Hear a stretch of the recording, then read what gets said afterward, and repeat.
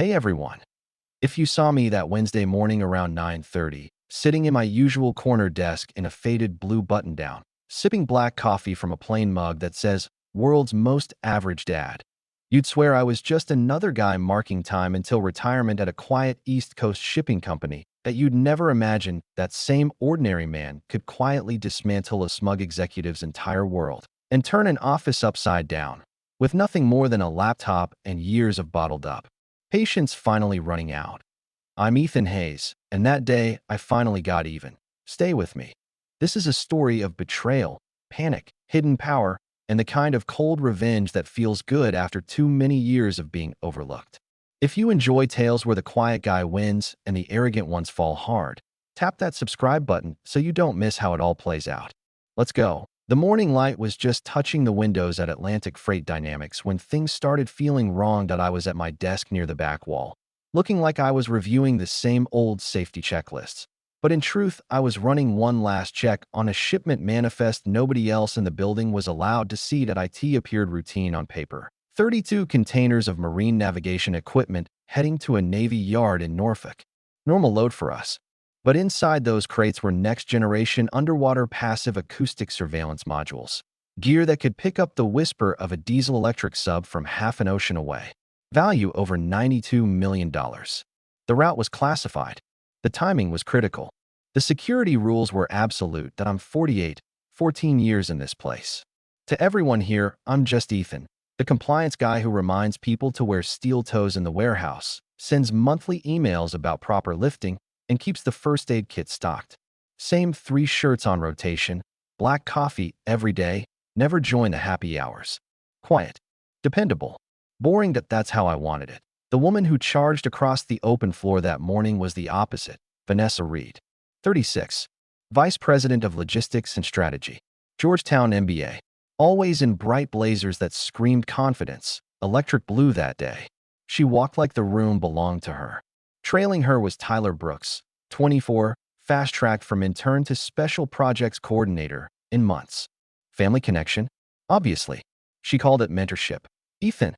Her voice cut through the low office hum. Heads turned. She stopped at my cube, arms crossed, one heel tapping impatiently. "Morning, Vanessa," I said calmly, minimizing the encrypted window but leaving it open. Standard move when someone interrupts. "I need your laptop. Right now." I raised an eyebrow. "Mine. The smart board in the main boardroom is dead.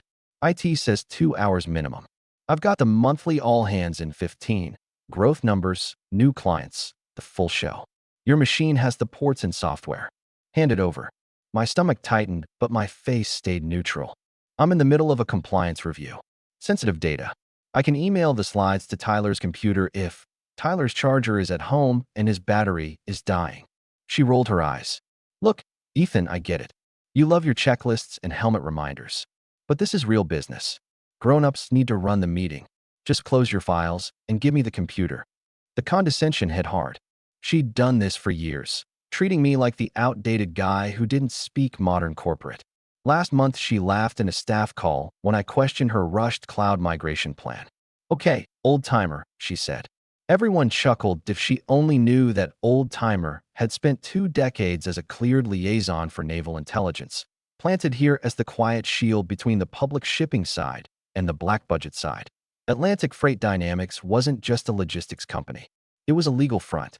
Mix classified military cargo into thousands of regular containers, and it disappears. I handled that mix. I plugged leaks. I kept everything secure. And right now, Vanessa wanted my secure terminal.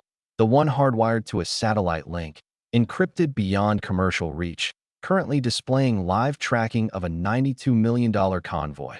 "Vanessa," I said quietly, "this machine holds restricted information." "I'm not authorized to," she laughed sharply. "Restricted? Please, Ethan. We ship boat parts. You're not guarding state secrets. Stop the drama." "I'm not asking. Bring it to the boardroom now." She turned and walked away. Tyler gave me an awkward half-smile and followed. I sat there 10 seconds, staring at the screen. The safe choice was to power down, claim a crash, deal with it later. But something darker had been building for years. Every time she belittled the warehouse crew. Every time she cut corners for bonuses. Every time she took credit she hadn't earned. She wanted to see what I really did? Find out I'd show her. I picked up the laptop, still open to the live interface, and carried it to the boardroom. The room was full, about 30 people from sales, finance, operations, even a few drivers pulled in from the road. Coffee everywhere. Easy chatter. No one suspected anything. Vanessa stood at the front, sleeves rolled up, ready to motivate. All right, team, let's get started. Strong quarter behind us, but we're pushing harder. Growth, efficiency, breaking old barriers. I placed the laptop on the podium. The wall screen mirrored instantly. Thanks, Ethan, she said, waving me away. Go sit. Try to stay awake. A few laughs. Typical Vanessa. I took the back row, pulled my secure phone from my pocket, the old-school black brick that connected directly to Naval Command, and kept it ready. She began her presentation. Slides full of synergy, KPIs, disruption, corporate words that sounded good but meant little. Then she hit her favorite part, cutting red tape. You know, she said with a smirk, some people here still think paperwork matters more than progress. Some people hide behind compliance forms instead of moving the business forward. She minimized her deck and pointed at my desktop. Let's take a look at what the safety department actually does all day. I'm sure Ethan won't mind a little transparency. My pulse rose. Vanessa, relax, she grinned at the room. What's the big secret? Expense reports? Safety videos? She moved the cursor to the classified tab. The room waited for the punchline. She clicked. The screen filled. Not spreadsheets. A live satellite map of the mid-Atlantic coast. Red lines tracing the convoy's exact path. A bold red box in the center. Classified transit. Operation Deep Echo Payload. Advanced Passive Acoustic Surveillance Module Status. En route. Sector Blue Clearance. TS/SCI. No foreign value. $92 million silence. Absolute. Someone's mug hit the table. Vanessa squinted. What is this? Some kind of simulation game. She still didn't understand. Then she did the worst thing possible. She zoomed in. Truck IDs. Escort vehicles. Exact rest stop coordinates off I-95. Everything exposed. TO-30 uncleared civilians. Nervous laughs started. Is that a video game? Someone whispered. Vanessa pointed. Look at this. Acoustic surveillance modules? Ethan, you play Navy games on company time. The laughs died fast. Marcus, the longtime warehouse supervisor, leaned forward. Those truck numbers, that's our fleet. Real plates. This isn't a game. Vanessa brushed it off. It's a mock-up. Relax. But her voice cracked. I stayed in the back, thumb over the emergency sequence on my phone. I didn't press it yet. I wanted her to feel it first, the slow realization. Tyler cleared his throat. Aunt V, maybe close that window? Don't call me that here. She tried to shrink the window. Nothing moved. Cursor frozen. Then the first phone lost signal. Jenna from sales stared at her screen. No bars. Wi-Fi just dropped. Others checked. Same. Murmurs spread. Step away from the laptop. Vanessa, I said, voice steady. She spun. Excuse me. You accessed a terminal you're not cleared for. You displayed live classified data to the entire room. You ignored every warning I gave. This is ridiculous. You're scaring everyone over a borrowed computer. It wasn't borrowed. It was demanded. And it's not a joke when you broadcast the position of a $92 million military asset. The number landed heavy. Ryan from finance whispered, that's more than our whole annual revenue. Vanessa flushed. This is a setup. He's doing this on purpose. My phone vibrated once. Breach confirmed. Protocol starting.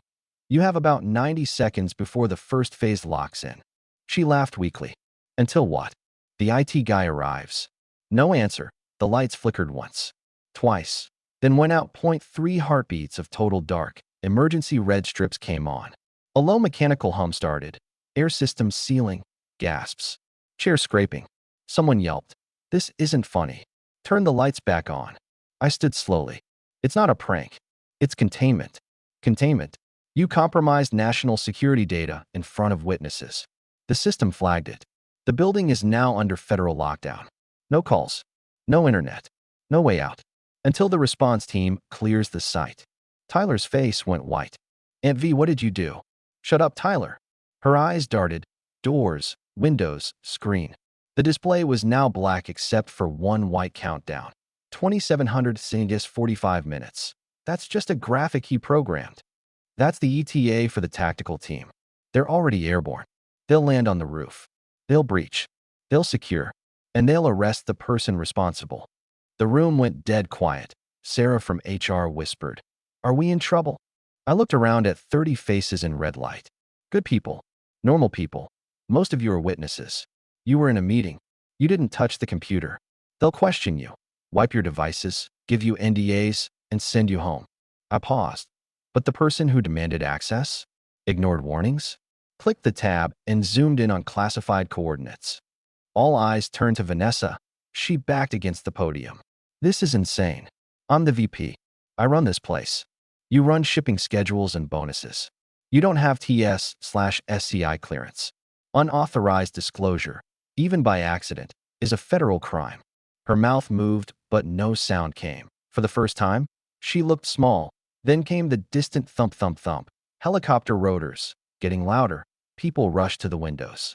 Outside, steel bollards rose from the pavement. Heavy shutters rolled down over the entrances. Tom, one of the drivers, muttered, "We don't even have keys for those." "You wouldn't," I said. "They're not company property." Vanessa's voice cracked. "Ethan, you can stop this, right? Call someone. Say it was a mistake." I met her eyes. For years she called me old-timer. For years she dismissed my warnings. For years she treated the people who actually kept things running like dirt. "I'm just the compliance guy, remember? I file paperwork. I remind people about hard hats. I don't make big decisions." She stared, and finally understood. The boring guy in the corner wasn't boring at all. The rotors were overhead now. The building shook. Someone started crying softly. The countdown dropped below 2,000 seconds. My phone vibrated twice. New alert. Secondary breach attempt. Internal network. Someone had tried to record and send. I looked up. Across the room, Tyler had his phone under the table, camera pointed at the screen. Still recording. I locked eyes with him. He knew I knew. The breach wasn't just Vanessa anymore. IT was spreading. And that's when the real storm hit. The rotors screamed like they were inside the building. Walls shook. Cups rattled. I kept my voice calm. "Tyler, put the phone on the table. Now." He froze. I wasn't." Vanessa spun. "Tyler, what are you doing?" The room was already on edge. People huddled, whispering, some praying. The countdown showed 1,500 seconds. 25 minutes left. Tyler's hands trembled as he set the phone down. "It's nothing. I thought maybe I could call for help." "Help?" I walked over, picked up his phone. No passcode. Camera still rolling. I held it up. "You've been filming since." She clicked the tab, trying to send it to the cloud. "That's not help. That's making the breach 100 times worse." Gasps everywhere. Vanessa's eyes widened. "Tyler, tell me you didn't." "I didn't mean it," he burst out. "I thought it was a joke at first. Ethan pulling a prank. I was going to post it later, for laughs." "Post it." The words hung heavy. Jenna leaned forward. "Post it where?" "Social media." He nodded, looking sick. "Yeah, for fun. I didn't know it was real." Chaos erupted. "You idiot." Marcus shouted from the back. "You almost leaked military secrets to the world." Voices overlapped. Blame, fear, anger. Vanessa looked like she'd been hit. "Tyler, you moron. Do you have any idea what you've done?" "I'm sorry," he cried. "You're the one who grabbed the laptop. This is on you." Panic set in for real. Sarah stood, shaking. "If he sent it, foreign governments could have it. Terrorists. We're all guilty now." I raised a hand. The rotors were deafening. Boots stomping on the roof, metal clanging. The protocol caught it. The jammer blocked the upload. But if he'd waited 2 more seconds, I didn't finish. No need. Vanessa sank into a chair, head in her hands. Broken. No longer the boss. Just a woman who'd made a terrible mistake and pulled her nephew down with her. "Why didn't you stop me?" she whispered, looking up. "In your cube. You could have said no harder. Shut it down." "I tried 3 times. You call me dramatic. You threatened my job." She winced. "I didn't know. Nobody does. That's the point. People see the faded shirt, the cubicle, and think that's all there is. They don't ask. They don't respect. Until it bites back." The room went quiet again. Then, a massive boom from the stairwell door. The building shook. "Down. Everyone down." I shouted. Hands on the table. Eyes forward. People dropped fast. Faces to the wood. Phones and badges already piled in the center. Vanessa hesitated. I touched her shoulder, gentle but firm. You too. Trust me. She nodded through tears and complied. The conference room door exploded inward. Flashbangs popped. White light blinded. Smoke filled the air. Federal agents. Hands where we can see them. Nobody moved. Black tactical gear. Rifles raised. Red laser dots everywhere. They swept in like shadows. Efficient, terrifying. Point one saw me standing calmly. Handler? Status. Green. Breach contained. Primary source secured. I nodded toward Vanessa. She forced access. Displayed classified data to the room. The lead agent, tall, no nonsense, signaled. Two officers zip-tied Tyler first. He whimpered as the plastic snapped shut. Accident, please, save it. Then to Vanessa. Ma'am, you're coming with us. She didn't fight. She stood slowly, hands up. As they cuffed her, she looked back at me one last time. Not anger. Not fear. Regret. I'm sorry, she mouthed. That I nodded. Nothing left to say. The team moved fast. Devices bagged. Quick statements. Did you touch it? See the screen? Record anything. Most shook their heads. Some admitted glancing. No one lied. They knew better to AS. They led Vanessa and Tyler out. The lead agent pulled me aside. Good work, Hayes. You stopped a major leak. Command is impressed. I shrugged. Just doing my job. She smirked. About that promotion we discussed? The VP spot is open. Looks like it's yours. The room began to empty. Shutters rolling up. Normal lights returning. But as the adrenaline faded, another layer came off. An agent handed me a tablet. We pulled this from the kid's phone before he deleted it. Tyler's draft video played. Grainy footage of the screen. Vanessa zooming. My warnings in the background. Then the twist I hadn't seen. I in the corner of the frame. Another phone on the table next to Marcus. Also recording. And unlike Tyler's, his upload had gone through. A small icon blinked. Sent. The agent noticed my expression. Problem. I pointed. Check that one. He got it out. The room froze again. Marcus looked up, hands still on the table. A slow smile spread. Not who you think, Ethan. He stood, pulled off his warehouse badge. Underneath, FBI credentials. I've been here for months, he said. Navy flagged odd patterns in the manifests, small mismatches. Nothing big enough alone, until today. He looked at me. You did everything right. Contained the breach. Followed protocol. But we needed proof someone was reckless enough to expose it. You gave us everything. The lead agent nodded. He's with us. Deep cover. My stomach dropped. I wasn't the only one hiding. The real game was just starting. Red emergency lights still pulsed as Agent Marcus Hale tossed his fake badge aside. The room felt frozen. Half the people still down, half staring at him like he'd just revealed a second face. The lead agent gave him a small nod. Hale. Perfect timing. Marcus scanned the room, calm as ever. For the record, I've been embedded since spring. Navy spotted inconsistencies in the logs, tiny discrepancies in containers. Nothing to ring alarms until today. He turned to me. Ethan, you did it all correctly. You stopped the leak. You followed the rules. But we needed undeniable proof of recklessness. You delivered. Vanessa lifted her head. Eyes red, makeup streaked. You were spying on us? On me. Not on you, he said. On the company. On the front operation. We suspected someone at the top was either cutting corners, taking bribes, or just being dangerously careless. Turns out it was both. He nodded toward Tyler being led away. The kid's recording attempt? That sealed it. We caught the transmission attempt. Intent to disseminate classified material. That's federal prison time. Vanessa made a broken sound. Half sob, half laugh. All because I wanted a laptop for a PowerPoint. I stepped closer. Not out of anger. Just to end it properly. Vanessa, I said quietly. You treated this place like your personal kingdom for years. You ignored warnings, pushed risky shortcuts, promoted people who flattered you instead of those who knew their job. Today wasn't the first line you crossed. It was the first time the line pushed back. She looked at me. Really looked. Like she was seeing me for the first time. I thought you were nothing, she whispered. Just the guy in the corner. I gave a small shrug. Most people do. That's why it works. The lead agent cleared her throat. Time to go? Hale, you're with us for debrief. Hayes, you're cleared to stay. We'll have a team here for the next few days. Interviews, device wipes, NDAs. Standard procedure. She addressed the room. Everyone else, your witnesses. You'll be escorted out one by one. No devices, No talking until cleared. You'll get your full NDA packet before you leave. People stood slowly, hands still raised. The panic had burned down to numb exhaustion as they filed out. Marcus paused next to me. Off the record, he said. You could have shut this down early. Powered off the laptop. Claimed a crash. Walked away clean. I know. So why didn't you? I glanced at the empty podium where Vanessa had stood just minutes ago. Full of confidence. Full of herself. Because sometimes people need to feel exactly what they've been stepping on. He nodded once, understanding, then disappeared through the shattered door with the team. The building slowly returned to normal. Shutters rose. Lights came back on. Air conditioning hummed again. Outside, the parking lot looked the same. Cars, pavement, afternoon sun, but nothing inside would ever feel the same. They took Vanessa and Tyler in separate black SUVs. I watched from the window. No lights.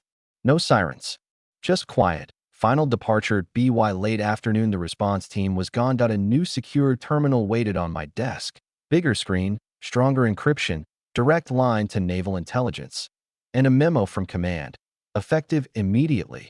Ethan Hayes promoted to Director of Operations, Dual-Use Programs, Salary Adjustment. Full benefits. Q clearance upgrade confirmed. Report to new office, former VP suite. Tomorrow morning. I walked down the hallway. Vanessa's old office door was open. A faint oat milk latte stain still marked the carpet. I stepped inside. The leather chair creaked when I sat. The view looked out over the lot and the highway beyond. I leaned back. 14 years invisible. 14 years watching people like her climb over everyone else. 14 years keeping the real work quiet so the world could keep spinning. Now, I wasn't invisible anymore. And I wasn't leaving. The coffee machine still had her fancy pots.